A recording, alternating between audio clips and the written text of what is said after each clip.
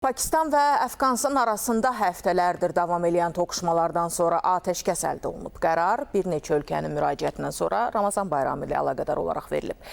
Bəs bu atəşkəs davamlı ola bilərmi? Hadisəni Pakistan televiziyasının əməkdaşı İslamabaddan ASTV xəbər üçün şərh eləyib.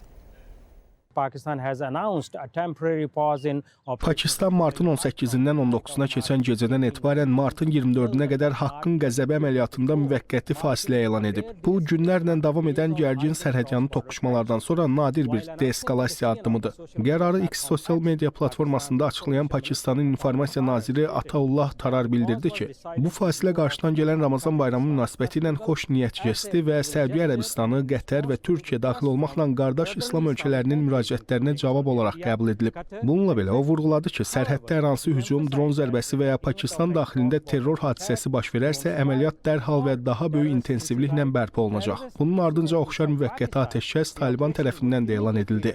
Hər iki tərəf bu fasiləni müvəqqəti və şərti olaraq xarakterizə etsə də, bu dini bayram günlərində gərginliyin azaldılması üçün qısa bir fürsət yaradır. Müşahidəçilər isə bunun daha geniş miqyaslı dialoqa yol açıb-açmayacağını diqqətlə izləyirlər.